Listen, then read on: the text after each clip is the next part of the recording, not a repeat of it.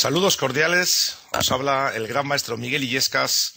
Son las 9:38 de la noche aquí en la ciudad de Barcelona, desde donde os hablo en directo para el portal Jaque Mate, para todos los amigos que hoy me honráis con vuestra presencia aquí para asistir a esta conferencia, a esta charla con la que vamos a cerrar el año 2012 y que espero que sinceramente os haga pasar un buen rato.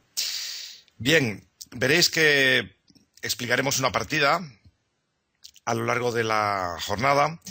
En esa partida yo iré intercalando comentarios, casi yo diría en formato de novela, porque esto es un artículo que tuve la oportunidad de escribir este año 2012 para una revista española, Sport Life.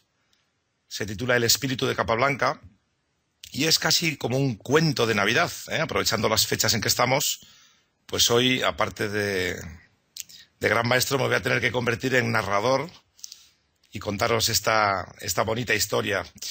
El artículo, con permiso de la revista Sport Life, se publicó también en el número especial de Peón de Rey, en el número 100, número con el que celebrábamos el centenario de nuestra revista. Y hoy vamos a novelarlo, a ponerlo, bueno, pues animarlo con el tablero que ya sabéis. Para poder seguir pues tenéis que hacer follow Illescas. Y iremos viendo las jugadas, veremos las variantes y después de que yo termine vamos a atender en el chat de broadcast, atender las preguntas que tengáis a bien hacer sobre la partida, sobre esta historia que voy a contar. Y después también un grupo de jugadores premiados de los recientemente finalizados campeonatos de Ducarred tendrá también la oportunidad de preguntar todo tipo de cuestiones relativas al ajedrez y a la preparación ajedrecística. Bien, pues sin más, os pongo en antecedentes sobre este pequeño artículo. Se titula El espíritu de Capablanca. Es un homenaje al gran maestro José Raúl Capablanca y Graupera, campeón del mundo, el genial cubano que dominó una buena parte de la primera mitad del siglo XX, del primer cuarto del siglo XX concretamente. Sabéis que Capablanca es un campeón legendario. Yo aprendí, de hecho, con algunos libros de Capablanca, concretamente recuerdo Fundamentos del ajedrez. Era un libro que yo llevaba al colegio y cuando el profesor no se daba cuenta, pues yo sacaba mi libro y seguía atentamente las explicaciones del gran Capablanca. Era muy didáctico. La historia que os voy a contar hoy es una historia inventada. Tiene, por qué no decirlo, algún pequeño componente autobiográfico, pero básicamente es una historia inventada. Y la partida, curiosamente, que parece una partida real, también es inventada. Y, bueno, me diréis vosotros si os parece bonita o no. A mí la verdad que cuando terminé de construir esta partida me quedé, bueno, muy contento, porque opino que salió una partida muy, muy elegante y muy bella, de la que Capablanca estaría orgulloso. Sin embargo, no es Capablanca el protagonista de esta historia. El protagonista de esta historia puede ser cualquiera de vosotros, cualquier persona que después de mucho tiempo decide volver a jugar ajedrez. De hecho, cuenta la historia de un hombre que después de muchos años se apunta a un torneo y, bueno, veremos todo el desarrollo psicológico de la trama, que va acompañado, por lógica, pues de esas jugadas que os he dicho. En algunos párrafos voy a preferir leer para ser fiel al artículo y quizá, ya que es en directo, pues también haga algún comentario adicional, pero básicamente va a haber una gran parte del artículo que voy a preferir leer. Os informo, explico, creo que es necesario señalar que este artículo se escribe para un nivel ajedrecístico muy básico, casi nulo. De hecho, me pidieron que fuera un artículo muy didáctico y que cada poco destacara un consejo fundamental para aprender a jugar ajedrez o para mejorar desde un nivel, como digo, muy básico. De todos modos, como veréis, la partida inevitablemente se va complicando y llega un momento en que también pues los aficionados buenos, como la mayoría de vosotros aquí en Jaque Mate, pues también vais a tener ahí algunos retos. Yo procuraré ir despacio para que podáis tratar de descubrir lo que está sucediendo por vosotros mismos. Bien, sin más, decir que, como digo, Peón de Rey publicó este artículo al cumplirse el 70 aniversario. Estamos en el año 1900, perdón, se han cumplido 70 años. Capablanca falleció en 1942. Por tanto, como hemos dicho, este artículo tiene que servir de homenaje a él. Y también quise, porque se había cumplido un año de la muerte de mi padre, pues quise en esta historia hacerle partícipe, de algún modo, pues tener un recuerdo a su memoria. Así el artículo empieza diciendo: a la memoria de mi padre, que abandonó este extraordinario tablero que es el mundo el pasado 1 de marzo de 2011 a la edad de 74 años. La historia comienza en un club de ajedrez, como no podía ser de otra manera. Vamos a empezar ya. Ha pasado mucho tiempo desde la última vez que te sentaste a jugar una partida de ajedrez. ¡Qué recuerdos! Aquellas competiciones infantiles, los nervios, el llanto tras la derrota y la alegría inmensa por la victoria. Tu padre, que fue tu primer maestro, parecía tan orgulloso. Tantas anécdotas y algunas tan divertidas, como aquella vez que en una partida decisiva cogiste la dama para rematar una posición ganada y de pronto comprendiste que moverla era un terrible error. Ya entonces conocías la regla sagrada: pieza tocada, pieza movida. Así que, en una fracción de segundo, metiste la dama en la taza del colacao y empezaste a remover distraídamente. ¿Dónde está mi cucharilla? Tras pedir disculpas a tu confundido rival y limpiar concienzudamente la pieza con el inmaculado pañuelo blanco que tu madre ponía siempre en tu bolsillo, devolviste lentamente la dama a su lugar y tras pensar unos segundos, moviste la torre. Tu rival lo permitió y gracias a esa treta acabaste ganando la partida y el torneo. Desde luego no es para estar orgulloso, pero la verdad, eras condenadamente listo de pequeño. Ahora, tras más de 30 años, quién sabe por qué, has decidido volver a jugar y te has apuntado a un torneo abierto, uno de esos que se celebran cada verano. En la sala abarrotada, los amigos que se reencuentran se saludan efusivamente. Tú no conoces a nadie, y si te tropezaras con alguno de los antiguos rivales con los que te enfrentaste de pequeño, a buen seguro no podríais reconoceros después de tanto tiempo. Así que, sin prisa, te diriges a la mesa que te ha sido asignada y mientras esperas la llegada de tu rival revisas la colocación del tablero. El cuadro blanco abajo a tu derecha, como debe ser, y la ubicación de las piezas. Resuenan en tu memoria las palabras de tu padre, pronunciadas hace tanto tiempo y nunca olvidadas. Las torres en las esquinas, los caballos son sus amiguitos y se ponen a su lado. Luego los alfiles, y en el centro, la reina en su color y el rey a su lado, con los valientes peones delante. Todo listo para empezar. Llega tu rival y se sienta al frente del ejército negro, conforme al emparejamiento previamente realizado. El árbitro principal da orden de poner en marcha los relojes y en la bulliciosa sala se hace de pronto un silencio sepulcral.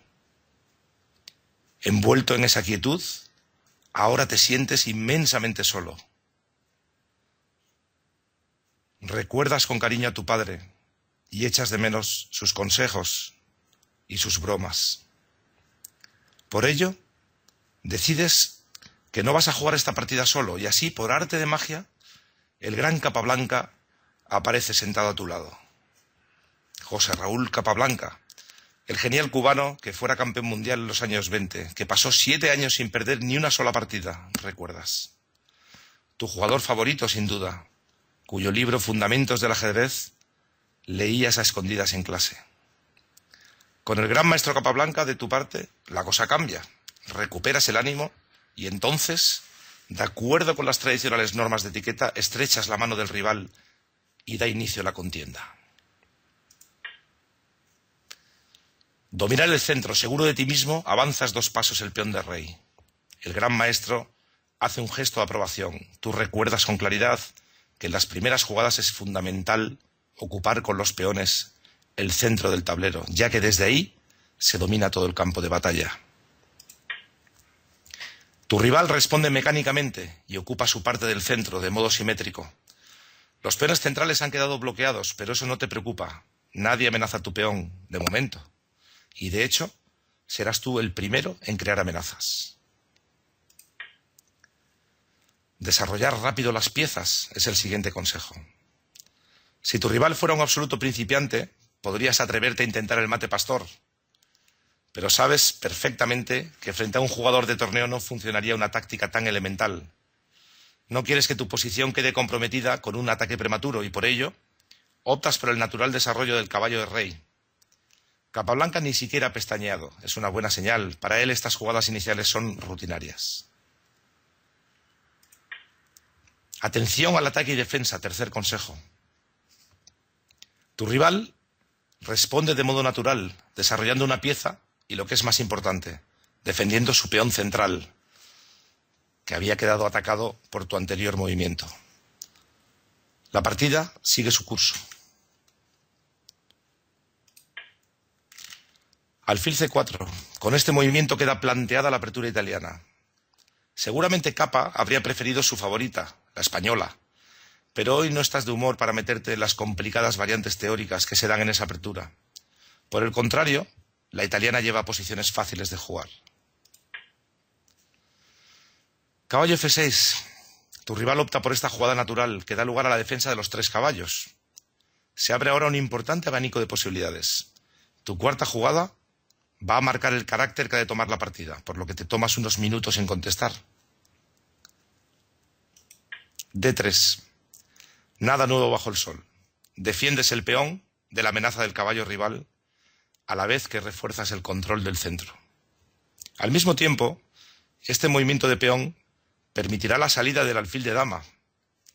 Por supuesto, podrías haber jugado de modo más agresivo, un gambito escocés, por ejemplo, entregando el peón central a cambio de un rápido desarrollo. O las violentas líneas del fegatelo, para poner a prueba desde buen principio los nervios de tu rival y los tuyos. La serena mirada de Capablanca parecía sugerir un ritmo más sosegado. Y es cierto, después de tanto tiempo sin jugar, resulta más prudente ir poco a poco, con un juego tranquilo. Alfil B4 jaque. Cuarto consejo, no perder tiempos. Tu rival parecía nervioso, incómodo. Lo cierto es que ha movido a toda velocidad y tras un breve intercambio de palabras con el árbitro ha salido zumbando de la sala. ¿Olvidó ir al baño? ¿Aparcó mal el coche? ¿Qué importa? Su jugada parece floja y nada más verla, el gran Capa ha hecho una mueca de desaprobación. Sí, lo que en apariencia es un flamante jaque, resulta ser un movimiento inofensivo y puedes rechazar fácilmente la amenaza avanzando tu peón. Con ello, ganarás todavía mayor control del centro y las negras se verán obligadas a mover de nuevo su alfil, si no quieren perderlo, con lo que en realidad habrán malgastado un valioso tiempo en la carrera por el desarrollo y la lucha por el centro. C3, alfil A5. Quinto consejo, pensar antes de jugar. Tú has visto enseguida la jugada que te gusta y tu mano vuela al flanco de dama, dispuesta a hacerla. Cuando el gran maestro te sujeta por el brazo. El ajedrez se juega con la cabeza, no con las manos, te recuerda. La regla de oro que decía tu padre, pensar antes de jugar. Capablanca insiste muy serio, recuérdalo siempre, un solo fallo de concentración y se acabó. Retiras la mano del tablero y vuelves a pensar. Sexto consejo, enrocar rápidamente. Tu jugada fue enroque. El enroque es mucho mejor que tu idea original. Después de B4, que era dudosa, y el ataque B5, es cierto que en esta variante ganas un peón, pero retrasas el desarrollo y después de enroque corto, las negras tendrán una compensación excelente y posibilidades de atacar a tus piezas en el centro. Con el oportuno enroque, has puesto tu rey a salvo y la torre de rey está lista para entrar en juego. La partida siguió con enroque y alfil G5. Estás muy satisfecho de tu posición tras hacer esta jugada. Recuerdas de tu experiencia que la clavada sobre el caballo negro, que no puede mover por tener detrás su dama, resultará muy incómoda para tu rival. Siguen un par de jugadas naturales hasta que tu rival decide amenazar tu alfil.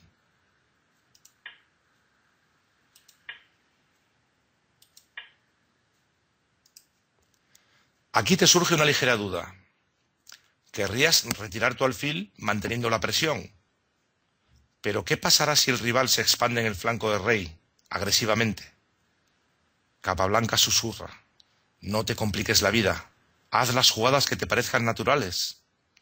Confía en tu intuición. Retiras tu alfil y tu oponente se sume en una profunda reflexión. Por fin, el conductor de las negras se decide a efectuar el avance G5, audaz, pues abre peligrosamente las defensas de su rey. Ahora te corresponde tomar una difícil decisión. Valoras acertadamente que retirar el alfil es la opción más sensata. Ya tendrás tiempo más adelante de explotar las debilidades de su enroque. Sin embargo, te percatas de que Capablanca está profundamente concentrado en la posición, visiblemente tenso. Naturalmente, el maestro analiza el sacrificio de pieza. ¿Merece la pena? Veamos. Se obtienen 2 peones y un fuerte ataque. No pinta mal. La cuestión es si las negras llegarán a tiempo de organizar la defensa. Tras calcular unos 10 minutos, lo tienes claro. Al ataque. La partida sigue con el sacrificio en G5. Las negras contestan con rey G7. Y las blancas continúan con la jugada natural y muy fuerte, que seguramente ya todos habéis visto, aunque en el chat de momento nadie me la dice. ¿Cuál es la jugada natural y tan fuerte? Efectivamente, F4. Esta jugada es la clave. Cuando la viste en los análisis previos, comprendiste su enorme fuerza. La apertura de la columna alfil-rey permitirá la participación de tu torre en el ataque, con efectos devastadores. Tu rival, visiblemente afectado, apoya la cabeza entre las manos. Parece derrotado y por fin, sin mucha fe, da un jaque rutinario que tú ya habías previsto. El juego siguió con alfil B6 jaque y jugada 13 de blancas, rey H1.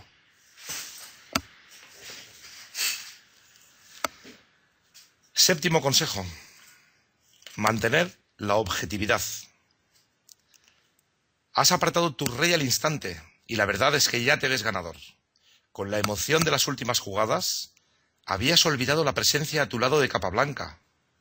Le miras esperanzado y al mismo tiempo orgulloso de ti mismo, confiando en encontrar la aprobación en su semblante. Pero Capa parece como ido, absorto en la posición. Por fin te mira fijamente a los ojos. Has omitido algo. Te sacudes el optimismo que hace un instante te nublaba el juicio y miras el tablero con toda la objetividad de que eres capaz. Tras un par de minutos, comprendes la preocupación del maestro. Las negras disponen de una excelente oportunidad de pasar al contraataque, llevando su torre a la columna abierta enfrente de tu propio rey. Un rápido cálculo confirma el diagnóstico. Todo está en el aire. ¿Qué ha sucedido? ¿Qué has hecho mal? Claramente tu rey está mal situado en H1. ¿Acaso no debiste moverlo allí? Parecía una jugada evidente. Pero, ¿qué habría pasado si hubieras parado el jaque avanzando el peón?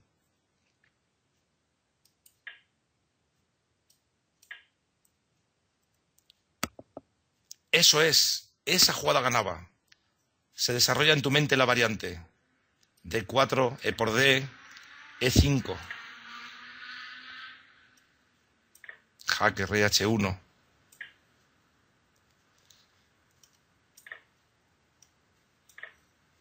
Y las negras en esta variante no pueden evitar la pérdida de la dama.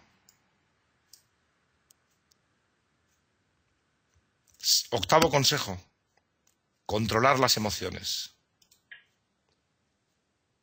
Qué pena. Has desperdiciado una gran oportunidad. Podías haber ganado la partida en pocas jugadas y en lugar de eso, ahora puede ser un cara o cruz. Puedes incluso perder. Tu rival sigue pensando, pero tú estás seguro que encontrará la buena. Te hundes en tu asiento desmoralizado. Ni siquiera estás seguro de que puedas salvar el empate.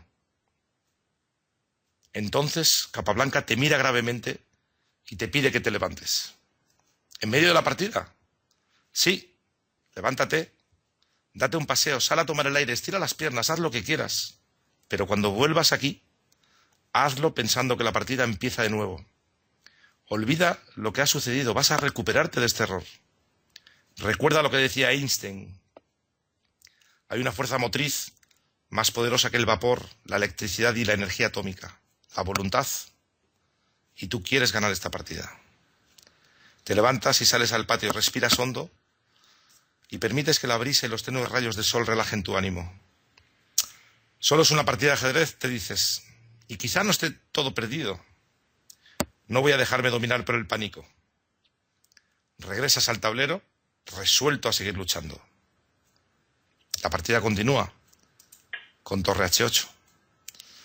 Tu rival ha pensado mucho rato, pero por fin se decide por la jugada que más temías. Pero internamente ya habías descontado el golpe, como la bolsa que cae antes de que se produzcan las malas noticias, para luego subir y llevarse por delante a los incautos. Limpiar a los pichones, que se diría en el argot ajedrecístico. Pero tú no eres un pichón. ¿Recuerdas la frase del mítico Bobby Fischer cuando era un prometedor joven dispuesto a comerse el mundo? Hay dos tipos de jugadores, decía Fischer, los tipos duros y los buenos chicos. Yo soy un tipo duro. Vamos a jugar duro ahora. Bien, vamos por el noveno consejo. Confía en tus posibilidades. La partida continuó con la captura F por E5. Comenta la voz en off. Has descartado la natural H3 por temor al sacrificio alfil por H3. Capablanca asiente. Sabe que has cogido el toro por los cuernos y lo que tenga que ser será después de F por E5. Ya no hay marcha atrás. Nos jugamos el todo por el todo en los próximos movimientos. Tu rival contestó caballo G4. Esta jugada te ha pillado por sorpresa. ¿Qué tipo? Te quiere dar mate en una. Tú esperabas el sacrificio de torre. Después de torre H2, tenías que tomar rey H2, dama H8 jaque, única rey G3, caballo H5 jaque. Esta variante permitía a tu rival montar un fuerte ataque. Quizá pudieras haber salvado medio punto. Qué duda cabe, que daba mucho miedo. ¿No lo ha visto? ¿O pensó que su jugada era mejor? ¿Quién sabe? Ahora tienes varias opciones después de caballo G4. Pero la entrada de la torre con jaque en F7 parece muy evidente y además muy fuerte. Pero esta vez, antes de actuar impulsivamente, vuelves la vista hacia el maestro. Capa te hace un gesto con las manos abiertas, las palmas hacia abajo, y casi puedes leer sus labios. Tranquilo, tranquilo. Inevitablemente, recuerdas las palabras del premiado director y apasionado ajedrecista Stanley Kubrick, cuando decía que el ajedrez no es solo inteligencia, sino autocontrol y dominio de las emociones. Decía Kubrick, te sientas frente al tablero y repentinamente tu corazón brinca, tu mano tiembla al tomar una pieza y moverla. Pero lo que el ajedrez te enseña es que tu deber es permanecer ahí, con calma, y pensar si realmente es una buena idea o si hay otras mejores.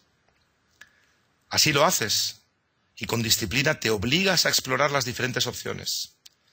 Pronto descubres que la captura con la torre solo lleva una posición igualada. Después de torre F7, rey G6, no hay nada mejor que cambiar damas, y tras esos cambios, en esta variante que estamos mostrando, las blancas quedan con pieza de menos, tienen alguna compensación, tienen muchos peones, pero difícilmente va a poder lograr la victoria. De hecho, en esta línea que mostramos, se produciría un empate directo, por ejemplo, repitiendo jugadas y jaque perpetuo. Llegamos, por tanto, al 10º consejo: analizar siempre los jaques y las capturas. Por eso, has analizado con detenimiento torre F7 hasta llegar a esa conclusión de que da tablas. Calculas variantes largas y complicadas, te cansas, miras el reloj, el tiempo pasa tan deprisa, tienes que tomar una decisión. Entonces, te acuerdas de lo aprendido con tu padre, revisa siempre jaques y capturas. Es obvio que tomar en G4 no funciona, ya lo hemos visto en la variante anterior. Pero, ¿y el jaque en F6? Analizas, parece interesante. Está claro que corres algún riesgo, pues sigues con pieza de menos, pero mantienes una gran compensación, evitas las tablas y podrías presionar a tu rival. ¿Qué demonios piensas? No hemos llegado hasta aquí para conformarnos con un empate. Allá vamos y que sea lo que Dios quiera. Se suceden las jugadas en medio de una tensión creciente. Las siguientes jugadas son las mejores de cada bando, hasta el movimiento 17 de las negras, en la que éstas sacrifican una pieza.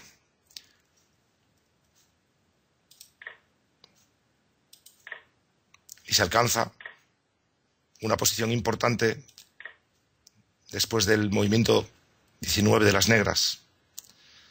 La voz en off dice: tu jugada 15 obligó al rival a ponerse a la defensiva y ahora ha optado por devolver el material para traer su alfil a la defensa. A primera vista parece un error. El material se ha igualado, pero es evidente que tu ataque sigue con fuerza. Tu oponente no ha aguantado la tensión y se abren nuevas oportunidades para las blancas. Capablanca parece entusiasmado y tú también comienzas a sentirte optimista. Pero comprendes que hace falta un juego enérgico y por ello decides abrir las líneas contra el rey enemigo. Aquí llega un nuevo consejo: abrir líneas con los peones. Siguió la partida con E5. Y las negras contestaron con alfil E7. Tu rival ha valorado correctamente que si en lugar de alfil E7 hubiera jugado D por E5, a pesar del cambio de damas, el ataque blanco seguiría siendo muy fuerte, decisivo. Por eso jugó alfil E7 y ahora debes hallar el modo de continuar con el ataque. De lo contrario, perderás la iniciativa. Antes de ponerte de nuevo a calcular, te fijas que la partida de al lado ha terminado. Han recogido las piezas y han abandonado sus asientos. Capablanca se ha puesto cómodo en esa mesa y ha tomado en sus manos una de las piezas con la que juega relajadamente, mientras piensa acerca de nuestra posición. ¿Qué pieza tiene en las manos? La dama blanca. la dama. La pieza más poderosa del ajedrez. Me está dando una pista. Las palabras conectan en tu mente. Ataque, dama, ataque, dama. Debes llevar tu dama al ataque. La posición pide dar rienda suelta a la imaginación y casi das un brinco cuando se te ocurre una brillante combinación.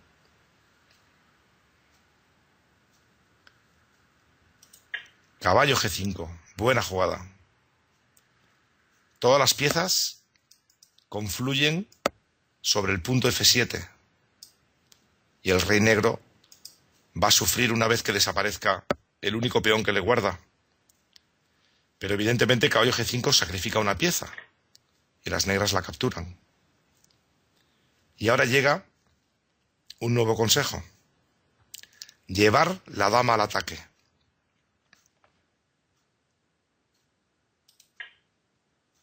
Dama de 5, mucho más fuerte que torre por F7. La entrada de la dama al ataque es inevitable y debería tener efectos decisivos. El rey negro tratará de huir a la banda, pero las amenazas de mate se suceden. La partida cobra un ritmo vibrante y hasta el propio Capablanca, de costumbre tranquilo, aparece ansioso, como si quisiera ser él mismo quien se sentara ante el tablero a rematar la faena. El juego siguió con rey G7, dama por F7 jaque, rey H6. Jugaste alfil de 3 y ahora ya se amenaza mate en una. Pero el rival contesta con dama G8. Ofrece el cambio de damas y evita el mate. Llega el momento culminante. El rival ha sido capaz de defenderse hasta ahora, pero está al límite de sus fuerzas, y lo sabes. Ahora debes evitar el cambio de damas, que liquidaría tu ataque. Pero una retirada permitiría a las negras movilizar los refuerzos del flanco de dama. Recuerdas lo importante que es ser coherente en ajedrez. Quien dijo A, debe decir B, y por ello, habiendo ya sacrificado un alfil, buscas el modo de mantener viva la llama del ataque. Y llega un nuevo consejo: mantener la iniciativa a toda costa. La partida siguió brillantemente con el sacrificio torre F6 jaque. La captura es obligada.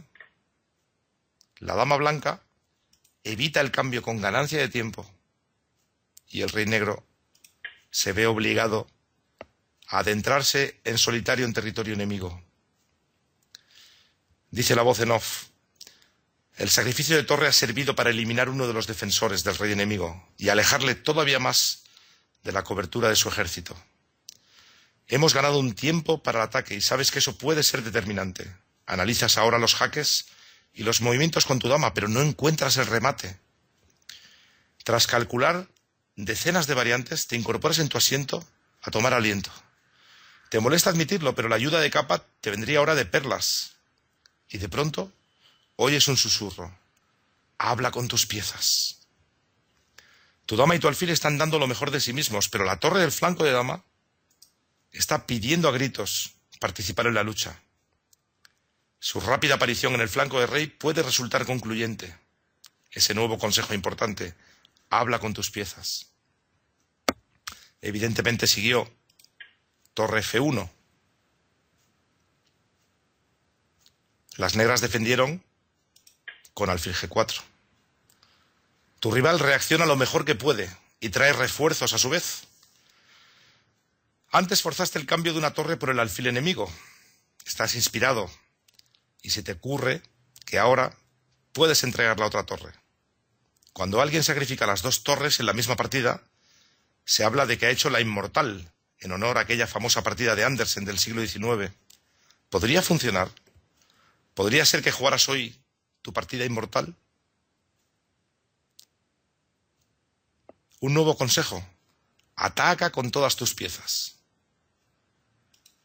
Torre F5 jaque, buena jugada. Por suerte, te diste cuenta a tiempo de que la jugada que parecía ganar no era tan fuerte. En caso de G3, para dama H4 mate, La defensa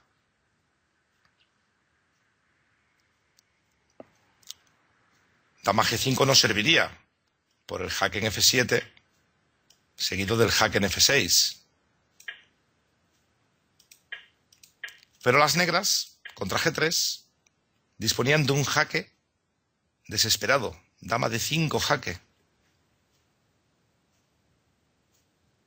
No parece nada especial, puesto que si capturan en D3, reciben mate igual. Hay un mate rápido con dama H4 y luego se da mate de corrido. El problema, y lo que calculaste bien, es el fantástico recurso defensivo dama C5 jaque. Y con ese jaque las negras recuperarían la esperanza. En cambio, con el sacrificio de la torre, de la segunda torre, hecho en la partida, se elimina el nuevo defensor del rey negro, el alfil de G4, que se ve obligado a tomar. Ambos bandos van a quedar al límite de su respectiva capacidad de ataque y defensa, exhaustos, y con un desequilibrio material tan grande, solo tienes un alfil por las dos torres enemigas, necesitas actuar con total determinación. Pero ahora, aunque fatigado, tras haber sacrificado la mitad de tu ejército, te sientes lleno de confianza respecto al desenlace final. Tu rival contesta con la mejor defensa, dama G5. Él ha comprendido que después de rey H6 sigue jaque y alfil E2. Tendría que perder la dama limpia después de dama G4, dama F5, y con ello quedaría la partida totalmente ganada para las blancas. Por ello ha tapado el jaque con la dama G5, su movimiento 29. Pero tú habías calculado esto. Es mate forzado. En el reloj se consumen rápidamente los últimos minutos mientras verificas el mate. Sí, es mate en 6. Miras a Capablanca y ves que está increíblemente tranquilo y sonríe de oreja a oreja. Verificas una segunda vez y todo está claro en tu mente. Sigue una variante forzada. Las jugadas del negro son únicas. El jaque en H3, dama H4 y también los modestos peones juegan su papel en esta tragicomedia. El jaque en G4 decisivo. El rey negro no tiene más remedio que viajar a G5 y ahora la dama blanca reanuda el acoso, su acoso mortal. Las jugadas del negro son únicas. Tu rival toma en G4 y sigue dama E4 jaque. Todo esto en el apuro de tiempo, pero ahora tu rival se detiene y te mira como ausente. Regresa la vista al tablero y queda pensativo. No hay defensa. El mate es inevitable. Capablanca ladea su cabeza, se ilumina su rostro con su sonrisa franca y se lleva la mano a un lado de la frente, como saludándote con un sombrero imaginario. El maestro te felicita. Ahora sí, todo está claro, todo ha terminado. Te relajas ligeramente y permites que el nivel de tensión vaya disminuyendo. Quedan pocos segundos del tiempo inicial que te fue asignado, pero sobran y bastan para dar mate en 2. Por fin, tu rival acepta su destino y ejecuta las últimas jugadas. Rey G5, dama F5 jaque, rey H6 y dama G6 mate. Como sucede a veces en ajedrez, el espíritu ha triunfado sobre la materia y te felicitas, pues sabes que la mayor parte de las veces es al revés y es la materia quien se impone.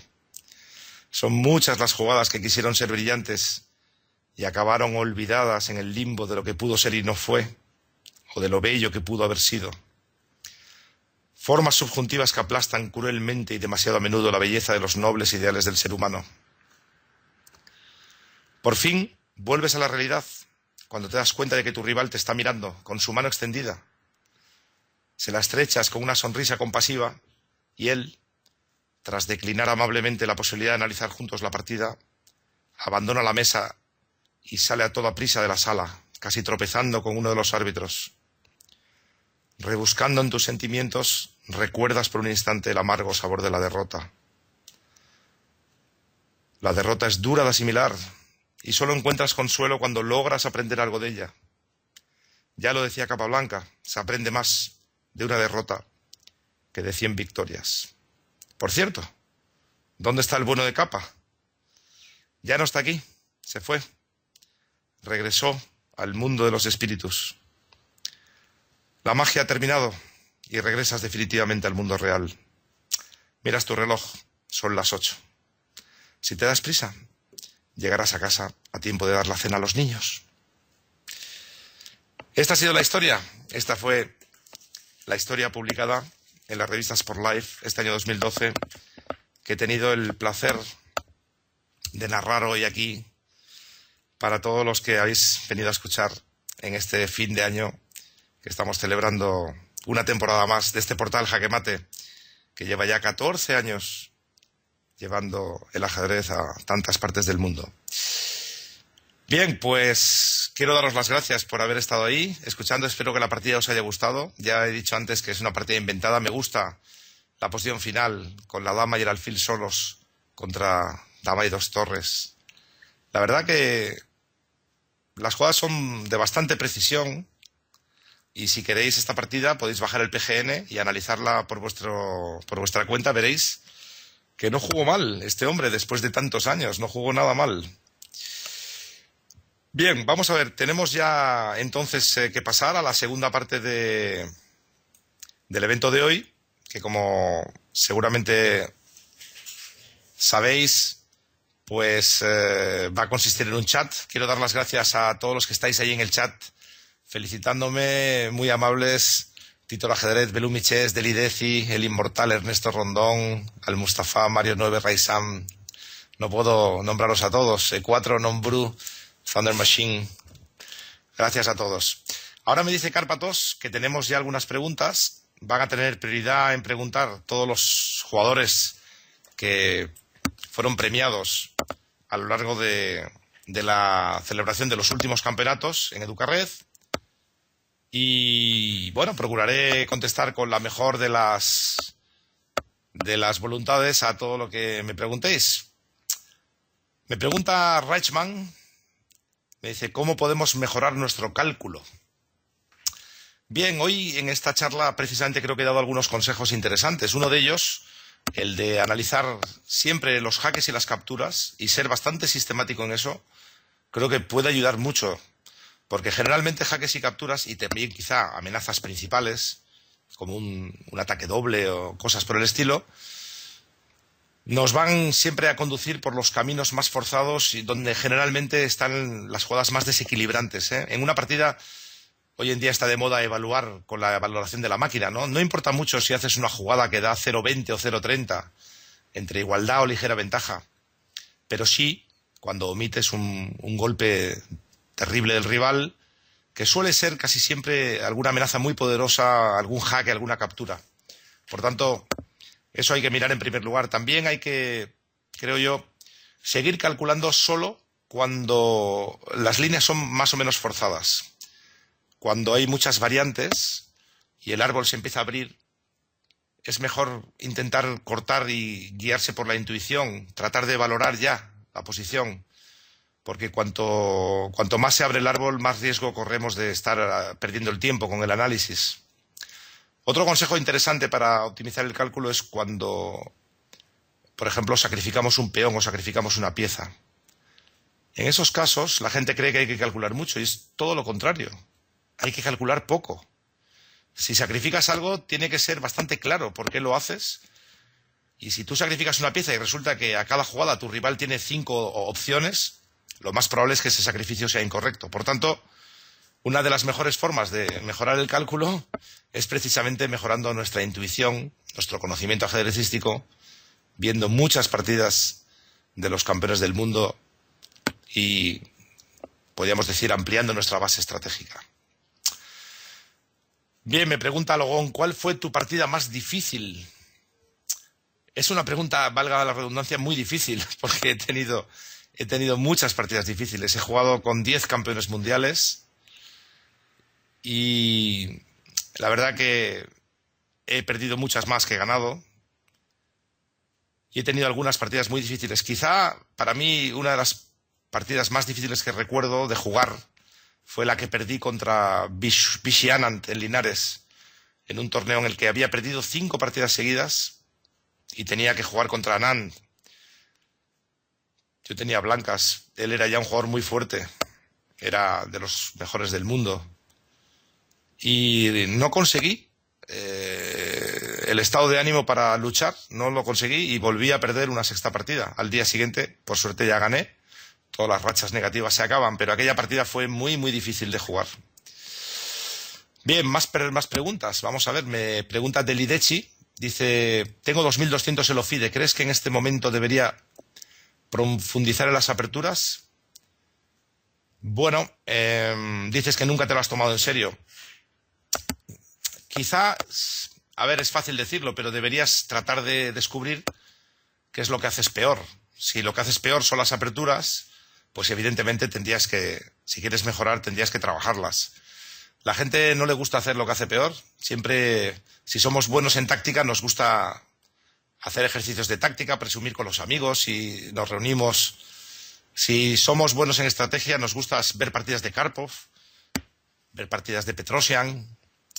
Yo creo que hay que hacer lo contrario, trabajar lo que uno hace peor. Por tanto, si tú crees que tu nivel de aperturas no es bueno, y tienes una forma muy fácil de saberlo, estudia tus partidas, haz una valoración objetiva. Si quieres, te puedes ayudar incluso de una máquina para que te haga una valoración objetiva en la jugada 15, otra valoración en la jugada 10 y otra en la jugada 20.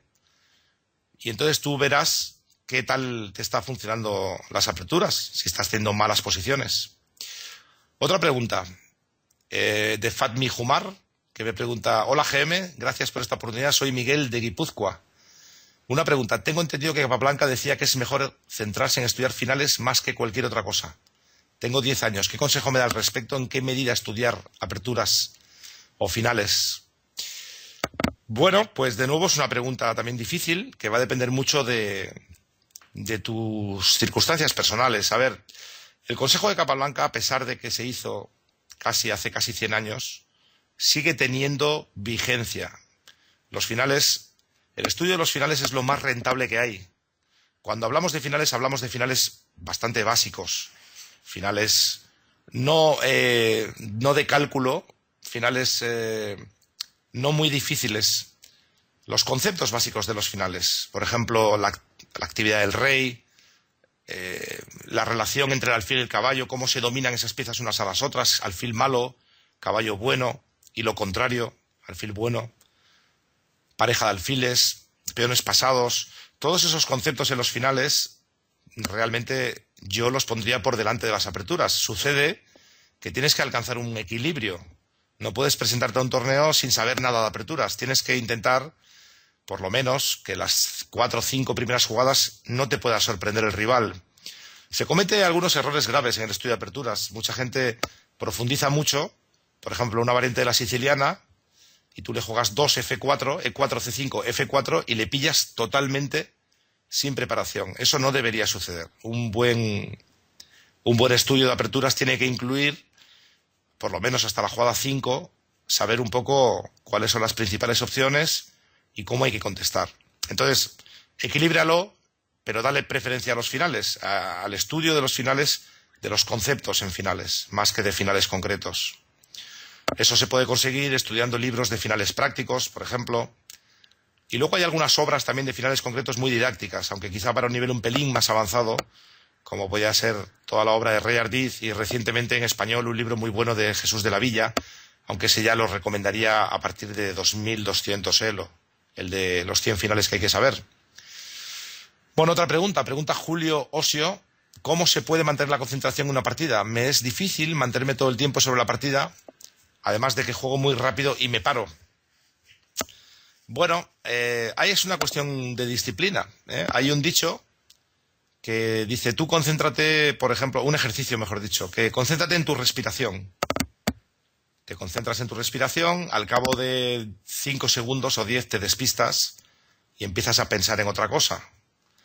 Entonces el experto te dice, no pasa nada, te has despistado, vuelve a concentrarte en tu respiración. Lo vuelves a hacer, otros 5 o 10 segundos y te despistas de nuevo. Y el experto te dice, insiste, vuélvelo a hacer, y una y otra vez, hasta que consigas periodos más largos de concentración en tu propia respiración. Lo mismo en una partida de ajedrez. Tienes que insistir, perseverar, es el único modo. El cerebro no le gusta sufrir, le gusta distraerse, le gusta lo fácil, y tenemos que procurar, mediante nuestra voluntad y mediante el entrenamiento, domesticar, enseñarle al cerebro que, bueno, en ciertas ocasiones necesitamos que se comporte de cierta manera y esté a la altura de las circunstancias. O sea que el único consejo que te puedo dar es ese. Procura ponerte muy cómodo en la silla y perseverar, insistir. Otra pregunta. J. Palma pregunta, ¿qué software recomienda para analizar una partida? A ver, el mejor software es tu propio cerebro. Esto primero, o sea, yo os pediría, os recomendaría encarecidamente que si queréis mejorar ajedrez, sobre todo en etapas tempranas de vuestro desarrollo ajedrecístico, procuréis usar los motores de análisis lo menos posible. No digo los ordenadores son muy útiles para gestionar base de datos, para ver partidas comentadas, pero lo que es el módulo de análisis realmente te anula tu cerebro. Tú empiezas a convertirte en un inválido mental, con todo respeto, no hablo de tu caso particular, hablo en general, y esperas ya la ayuda de la máquina y tu cerebro se para, porque sabe que es como una calculadora ya. Nos hemos casi olvidado de multiplicar o de hacer operaciones complicadas, aritméticas, porque tenemos la calculadora al lado que las hace por nosotros. Entonces nuestro cerebro, lógicamente, pues ya no se esfuerza. En ajedrez pasa lo mismo. Si ponemos todo el rato el Houdini, pues va a ser muy difícil que luego nosotros nos esforcemos. Te recomiendo realmente el Houdini 1.5, es un software gratuito que va fabulosamente bien, juega muy bien, pero hay que tomarlo con mucha cautela, ¿eh? Cuando analicéis con software, pensad lo siguiente. La máquina casi siempre da la mejor jugada o una de las mejores. Casi nunca, bueno, desde luego casi nunca comete errores. Pero, primera regla. A la máquina hay que darle tiempo para tener una certeza. No se puede en 5 segundos, lo que vas a conseguir en 3, 4 segundos es que la máquina te dé una jugada bastante buena, pero no siempre la mejor, ¿eh? Y lo segundo es tener mucho cuidado, mucha prudencia con las valoraciones que la máquina ofrece, porque ahí sí que se equivoca bastante más. Te dice que una posición es ligera blanca y realmente la posición está ganada. Y tú sigues analizando y por fin la máquina va cambiando su valoración y cada vez va subiendo. Y por fin, pues es verdad que está ganada. Pero eso le cuesta bastante más trabajo verlo y, por tanto, la mejor forma de analizar con el software es meter las jugadas. No esperar que la máquina te dé la receta mágica, sino interactuar. Os puedo decir cómo trabajaba Kramnik. Kramnik metía las jugadas en la máquina, pero él estaba pensando. O sea, no estaba, la máquina le servía como una alerta, pero él seguía trabajando con su propio cerebro y metía las jugadas que a él le parecían buenas, no las que la máquina decía. Porque aquí la clave es ¿por qué la jugada que yo haría no es buena? No, la clave no es decir, la máquina dice que caballo F3 es la buena, no. La clave es por qué torre C5, por ejemplo, que es la que yo haría, ¿por qué no es buena? Esa es la forma de aprender con el software, pensar por uno mismo y que la máquina nos ayude a encontrar la verdad. Ernesto Rondón pregunta, ¿la tecnología y la masificación en ajedrez en estos tiempos sería un aspecto en contra para jugadores maduros como nosotros, los mayores de 40 años? Bueno, el actual campeón del mundo tiene más de 40 años, ¿eh?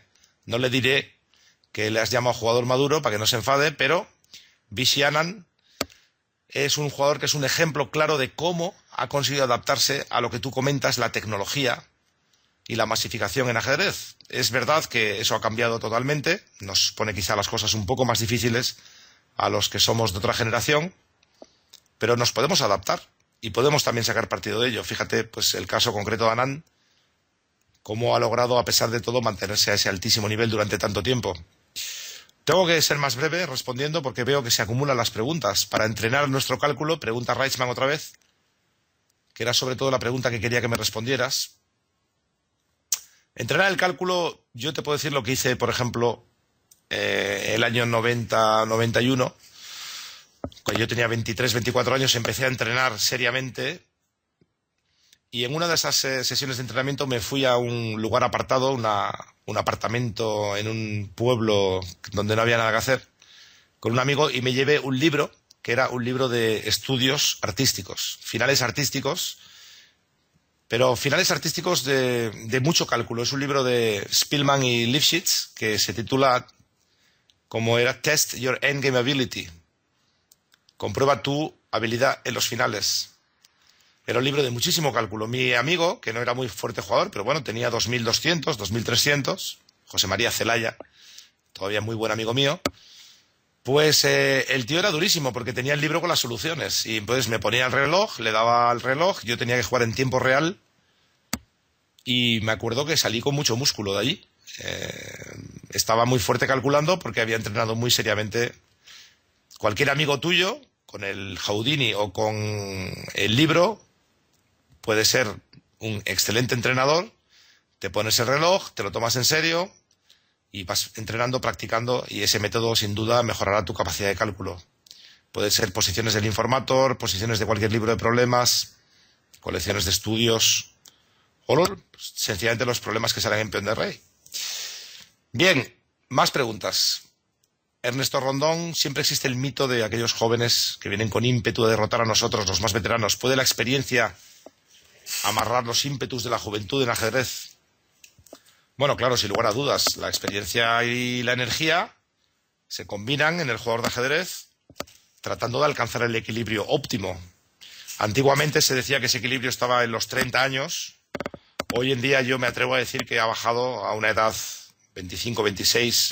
Veremos qué hace Carlsen, ¿no?, que solo tiene 22. Evidentemente, en esa ecuación cada vez llega un momento que la falta de energía no se puede compensar con el exceso de experiencia, porque la experiencia, yo ahora, por ejemplo, cuando juego una partida ya aprendo muy poco, aprendo algo, pero mucho menos de lo que aprendía antes. Por tanto, la experiencia crece ya muy lentamente a cierta edad, mientras que la energía, por desgracia, baja muy rápidamente. Uno tiene que procurar siempre tener equilibrados esos factores. El Inmortal pregunta: ¿qué libro me recomienda para jugadores medios? Hay muchos, pero te recomiendo que te descargues el catálogo que hay en Ajedrez 21. Es un catálogo gratuito. Y en las primeras páginas verás que hay una recomendación de 200 libros. Los 100 mejores libros para el jugador de nivel bajo-medio y los 100 mejores libros para el jugador de nivel medio-alto o para el entrenador. Esa información también la puedes encontrar en la FIDE, tanto en español como en inglés. Ahora no sabría decirte un solo libro, porque dependería mucho de tus características como jugador.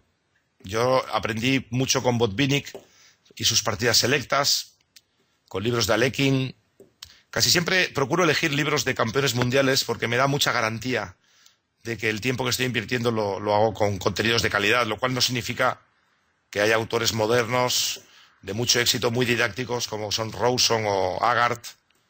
Pero bueno, a mí me gusta Kasparov y sus geniales predecesores, por ejemplo, me parece una obra formidable. Muma02 pregunta: ¿cuánto tiempo debería dedicar al ajedrez teniendo 10 años? ¿Cuánto tiempo al día? Pues también dependerá de cómo lleves los estudios, de tus circunstancias familiares, de si haces otros deportes. También depende de qué objetivos te marques. Si simplemente quieres mejorar, yo diría que 2-3 horas a la semana es un mínimo, y 4 o 5 horas puede estar bien. También te diría que tienes que jugar mucho, sobre todo partidas de torneo. Intentar lo más posible jugar partidas de torneo, porque a esa edad se aprende más jugando que estudiando. Por tanto, bueno, yo recuerdo que yo de pequeño los miércoles jugaba un torneo, los viernes otro y los domingos el campeonato por equipos. O sea, y me pasaba la semana, tenía 3 partidas de torneo. O sea, que le metía 15 horas de práctica y otras 5 o 10 de estudio, claro, pero yo también era un fanático del ajedrez. Todo hay que medirlo. Ernesto Rondón pregunta, bueno, es una pregunta parecida a la anterior: si las personas ya adultas, que tenemos responsabilidades, que no tenemos tiempo, ¿qué podemos hacer? Pues acomodar nuestros objetivos al tiempo disponible y aprovechar el tiempo disponible. No nos engañemos, todos, yo también, perdemos mucho tiempo. Decimos, bueno, me voy a poner a estudiar un poco ajedrez, pero bueno, por el camino primero miras el periódico, luego te conectas a internet, a ver qué tal va el Twitter, no sé qué, y al final ajedrez has estudiado 15 minutos. Los que tenemos poco tiempo tenemos que administrarlo muy bien, porque el tiempo nunca regresa. Carromit comenta, ¿para cuándo el ajedrez en las escuelas? Luchaste para que lo aprobaran en el Parlamento Europeo. Estamos en las mismas. Creo que en Canarias sí han avanzado. ¿Qué nos puedes decir? Pues tú lo has dicho muy bien. Hemos estado luchando, mucha gente. Danailov y Kasparov encabezaron esa iniciativa que triunfó en el Parlamento Europeo, pero es verdad que la cosa va lenta, pero yo diría que es un proceso. Yo soy optimista, porque cada vez hay más colegios poniendo el ajedrez por su cuenta, cada vez hay más esfuerzo a nivel local. No sé desde qué país me preguntas. Te diría que en España, yo por ejemplo en Barcelona sí observo cada vez hay más gente dedicándose al tema. En Cataluña, en Barcelona por ejemplo, hay 3 empresas que se dedican a llevar el ajedrez a los colegios, que 3 que yo sepa. Y me consta que cada vez más en España hay más gente trabajando en esa dirección. Por tanto, yo creo que es cuestión de perseverar, de insistir, y poco a poco iremos logrando que los responsables educativos nos apoyen con más fuerza y que al final las autoridades políticas tengan que mover pieza, como se puede decir. ¿Cómo jugar un oponente pasivo? Preguntan por ahí, Muma. Bueno, a ver, es que depende. Un oponente pasivo no tiene por qué ser malo. Generalmente hay 2 estrategias dependiendo de tu estilo. Hay personas que tienen un estilo más adaptable y otras son menos flexibles. Si tú eres una persona con un estilo flexible como el mío, por ejemplo, es mi caso, yo no soy bueno en nada, pero no soy tampoco malo en nada. Tengo un estilo muy equilibrado. Entonces, bueno, pues si el rival es muy pasivo, yo busco variantes donde le obligo a atacar, donde le obligo a sentirse incómodo, le obligo a tomar la iniciativa, o de lo contrario, pues le hago pagar un precio alto por no hacerlo. Si tú tienes un estilo más fijo, pues entonces tienes que valorar, ¿no? ¿Cuál de los 2 jugadores tiene un estilo más firme? ¿A dónde quieres llevar la partida al terreno? Imagínate que tú eres un jugador muy activo. Pues a lo mejor ya te va bien, ¿no? Que tu rival sea pasivo. Pues tú feliz de la vida. Si tú crees que eres fuerte en el juego activo y confías en tus posibilidades. Yo creo que no debemos, al menos hasta cierto nivel, hasta que uno tiene 2.400, uno tiene que jugar su propio estilo y olvidarse un poco de las cosas psicológicas y del estilo del rival, ¿eh? Ya a partir de cierto elo se puede empezar a jugar con esos factores psicológicos, ¿eh? Hasta entonces es mejor concentrarse en hacer buenas jugadas. E4 comenta, me gustaría saber si alguna vez haréis un libro con los 5 primeros grandes maestros españoles. Vaya, por lo menos sabemos que tú lo comprarías. No sé si habría mucha gente más que lo comprara. Pero bueno, no lo sé, porque hoy en día los libros de ajedrez se venden bastante poco, es la verdad.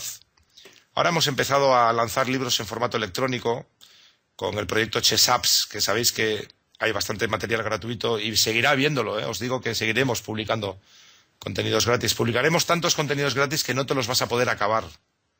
Pero claro, el libro en papel es mucho más complicado, ¿eh? Y sobre todo, si me hablas desde América, ya editas aquí, tienes que mandar para allá, se encarece de una forma impresionante. Por tanto, ese libro que tú dices, no lo sé. ¿Por qué no lo haces tú? Anímate, ¿eh? Venga. Más preguntas. A ver, Aston Martin. Maestro, ¿algún libro de táctica o estrategia que puedas recomendar a jugadores medios?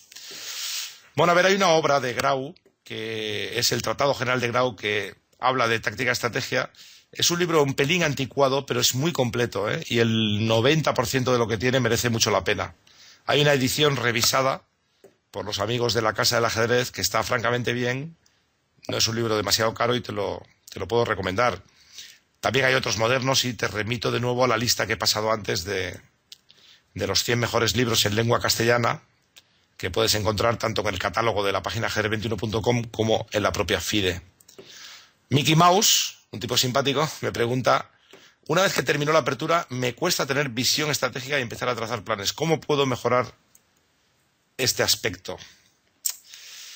Bien, lo primero es saber cuándo tienes que empezar a pensar, ¿eh? Hay gente que se equivoca en eso, acaba la apertura, se le acaba la teoría, le parece que hay una jugada que es bastante evidente, la hace y luego cuando se pone a pensar resulta que ya equivocó el plan.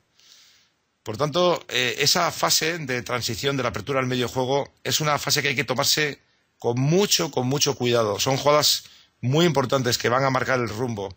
Tienes que pararte y ponerte con mucha tensión, ¿eh? La gente cree que la fase estratégica es para relajarse, ¿no? Bueno, ahora voy a relajar, a ver la estrategia. No, no, la fase estratégica requiere una atención tremenda, una atención increíble para valorar todos los factores, lograr una visión global, utilizar diferentes métodos, mirar la posición desde distintos puntos de vista, diferentes ópticas. Puedes analizar objetivos, puedes analizar factores concretos, seguridad de los reyes, puntos débiles. Puedes mirar también un poco elementos de tipo general. Fíjate, pongo un ejemplo. Mucha gente no se para a pensar estas cosas, pero la fase estratégica tiene que tener en cuenta cosas como la que voy a explicar. Cuando yo miro la posición, veo el futuro de un modo muy particular. Por ejemplo, ¿cómo sé yo si me interesa cambiar damas? ¿Es una información valiosa si el cambio de damas me favorece o perjudica? Por supuesto que lo es. Y los planes que yo desarrolle van a tener que tener en cuenta algo así. ¿El cambio de damas me interesa o me perjudica? ¿Y cómo lo puedo saber? ¿Qué rey está mejor protegido? ¿Qué rey tiene más peones delante? ¿Qué rey puede tener una mejor defensa a largo plazo en un final? Estas cosas ayudan a marcar una estrategia. Preguntarse por los cambios de piezas, por las rupturas en el centro, por los planes típicos de ruptura. ¿A quién favorece esta ruptura? ¿Quién puede remitir la tensión y quién no se lo puede permitir? Todo ese tipo de preguntas tienes que hacerte. La forma de lograr una visión estratégica es hacerse muchas preguntas. Más preguntas. Ernesto Rondón habla de los torneos eliminatorios y de las componendas. Bueno, más que una pregunta es una afirmación, ¿no? Que los matches siempre han sido muy bien considerados en la lucha por el título mundial porque en los matches no hay posibles apaños. Esto ya lo pidió Fischer cuando en el torneo round robin Fischer jugaba con un montón de soviéticos y decía que tenía desventaja, y tenía razón, porque ya no el dar un punto o regalar un punto o no, que si te venía el tipo de la KGB amenazando con mandar a tu familia a Siberia, pues igual tenías que darle el punto a quien te dijera, ¿no? Pero sencillamente un acuerdo de tablas y tomar el día libre para luego tener más tiempo para preparar contra Fischer era algo que claramente perjudicaba al norteamericano. Por tanto, yo sí soy partidario, a partir de un cierto punto, de los matches. Lo que pasa es que este año van a hacer torneo de candidatos. También hay que admitir que la vaca no da para tanto. Los sponsors no pueden patrocinar competiciones tan largas. No hay dinero, tanto dinero para el ajedrez como había antes.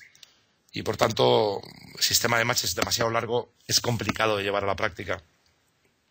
Ahora también hay que decir que tampoco hay una Unión Soviética. Por tanto, ese problema de los apaños, yo diría que la nueva generación son gente muy, muy honesta.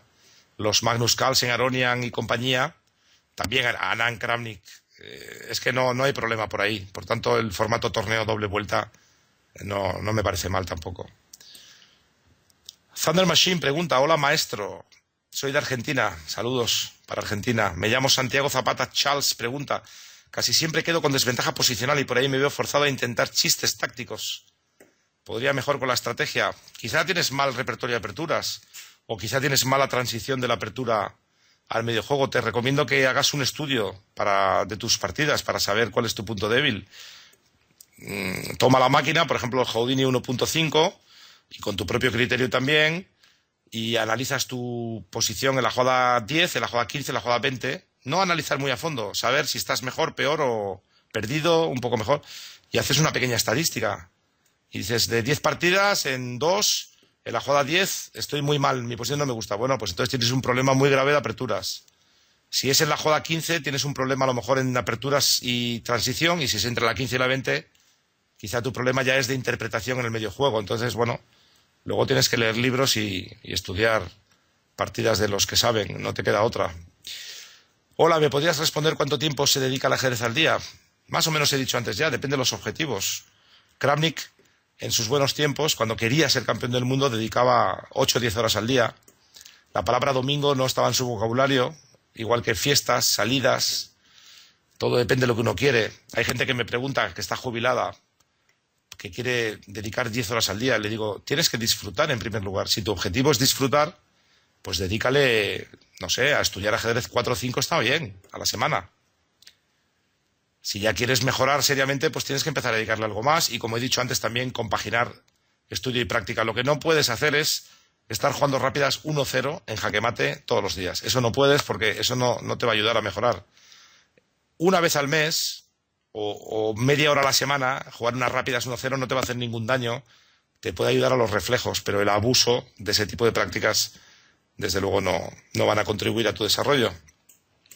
Por tanto, ese no es tiempo dedicado. Mario 9 pregunta, ¿cuál ha sido tu más brillante combinación? ¡Oh! Qué difícil de contestar, también son tantas las partidas que he jugado. Te puedo recomendar una partida que no sé si está en la base de datos, que es Ángel Martín con negras y Miguel Illescas con blancas del año 83 en Torrelavega. La verdad que jugué una combinación, yo tenía 17 años y todavía hoy me parece que fue una combinación fabulosa. Analizándola con la máquina, durante muchos años la máquina no era capaz de resolverla. Ahora ya las máquinas modernas, el Houdini 3 y compañía, empiezan a meterle mano, a hincarle el diente, aunque con mucha dificultad todavía. Se la puse a Kasparov, a Kramnik y a más gente y todos me dijeron que era una combinación muy, muy buena y muy bonita. Si no la encuentras, pues nos mandas un email a Edami y procuraremos enviártela, ¿eh? También está en el libro Illescas 222 partidas, este librito amarillo que regalamos en Edami.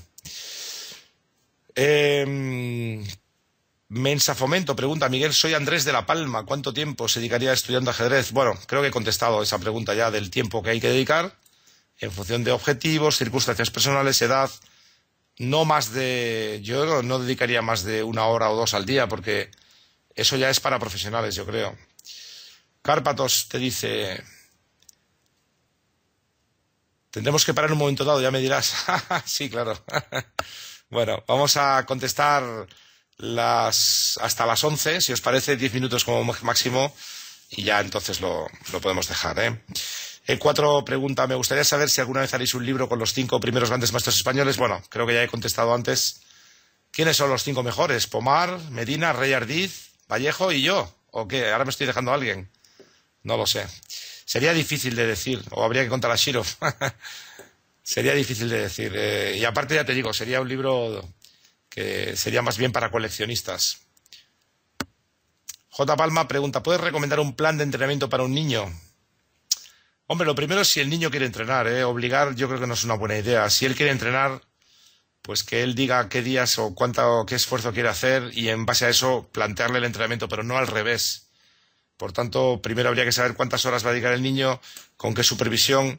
También los niños hoy en día, con todo respeto a los muchos que aquí os podáis considerar niños, pero oye, te estás acostumbrando a que te lo den todo muy fácil. Yo en mis clases veo que se me sientan allí los chavales a esperar que yo haga, pues como en el cine, pues como el vídeo, pues venga a explicar. Y yo creo que la única forma de progresar en ajedrez es trabajando, no yendo al cine, sino buscando tú las jugadas, esforzándote en encontrar, en buscar, en investigar.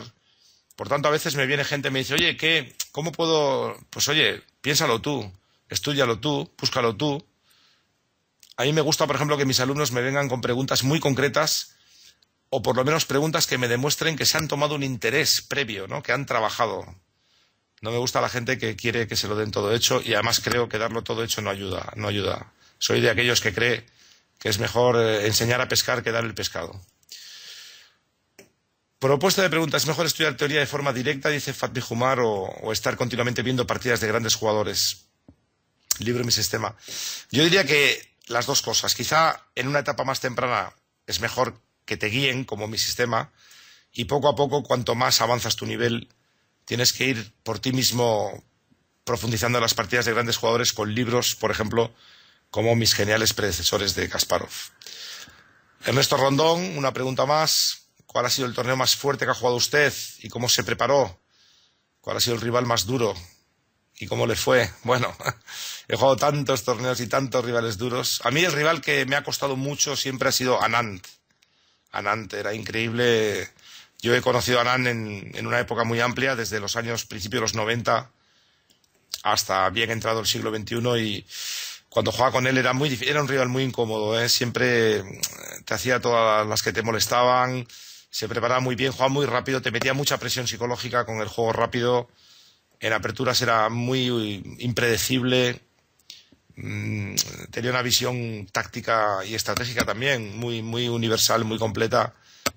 Torneos fuertes, recuerdo con mucho cariño algún torneo de Dos Hermanas, y quizá mi mejor actuación fue precisamente en uno de los torneos más fuertes que jugué, y quedé por delante, te puedo decir algunos nombres que te puedes quedar impresionado. Quedé por delante de Anand, de Shirov, de Polgar, de Adams y a medio punto de gente como Kramnik o Kasparov que estaban por ahí jugando. O sea, fue un torneo realmente fabuloso el que jugué en Dos Hermanas, creo que fue el año 96.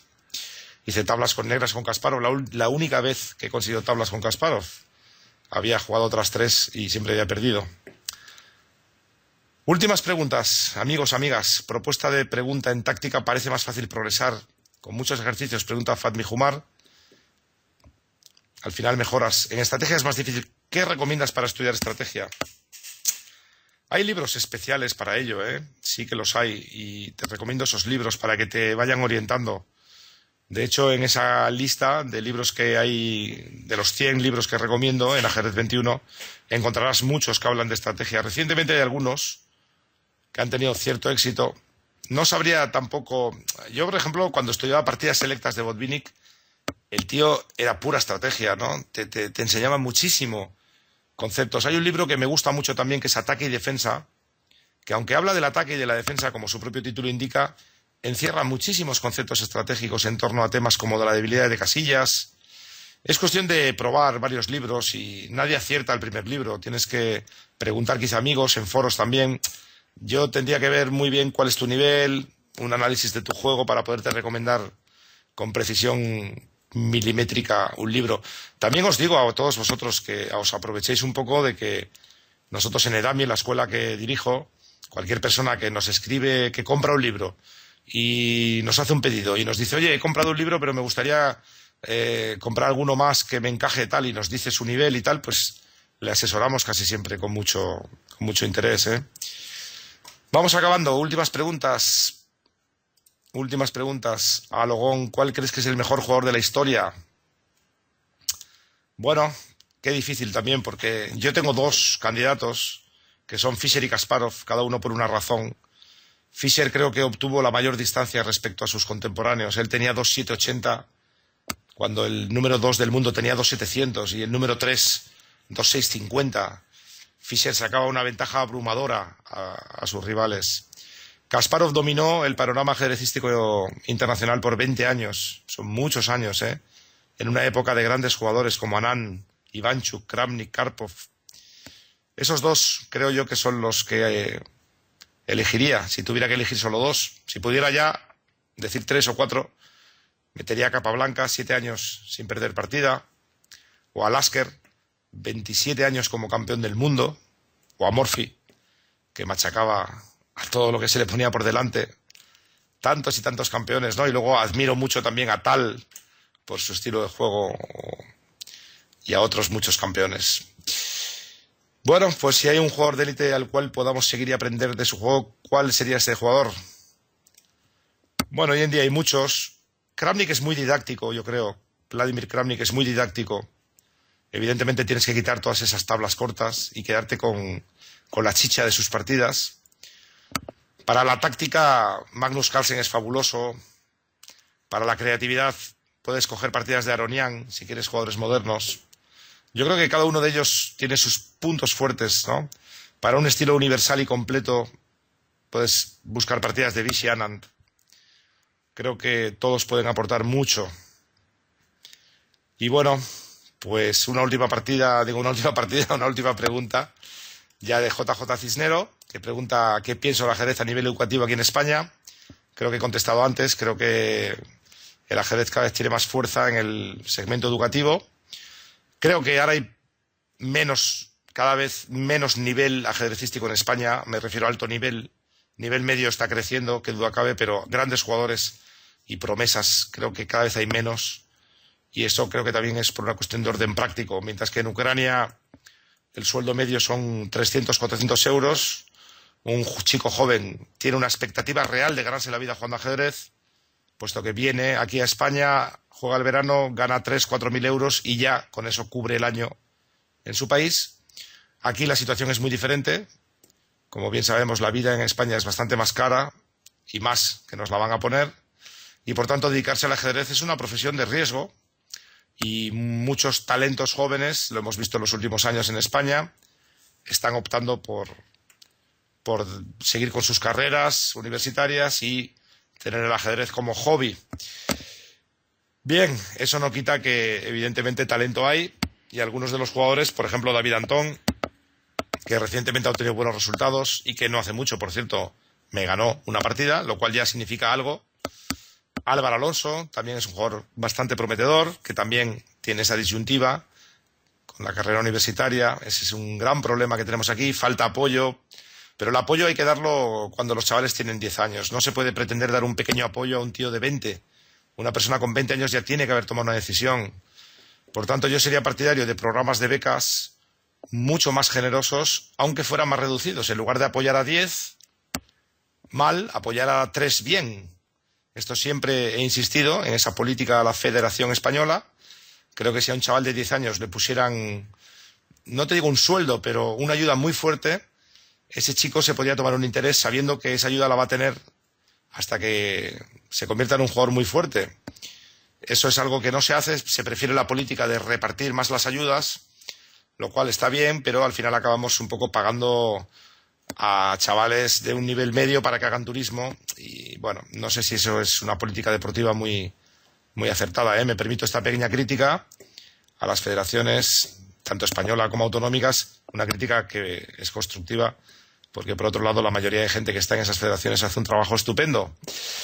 Bien, entra ahí una pregunta por si quiero rematar. Dice, ¿qué opino de Magnus Carlsen? Es galáctico la palabra, es impresionante cómo juega este tío.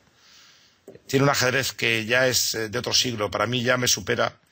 No, entiendo las partidas de Kasparov, entiendo las partidas de Kramnik y muchas veces me cuesta mucho trabajo entender las partidas de Carlsen. Cuando voy a fondo, casi siempre tiene razón, muchas veces tiene más razón Carlsen que Houdini. Creo que es el híbrido entre hombre y máquina. Creo que Magnus Carlsen es el perfecto ejemplo de a dónde va el ajedrez, a una simbiosis, un tipo de juego que no se sabe si está jugando el hombre o está jugando la máquina. Ese es el futuro que nos espera, amigos.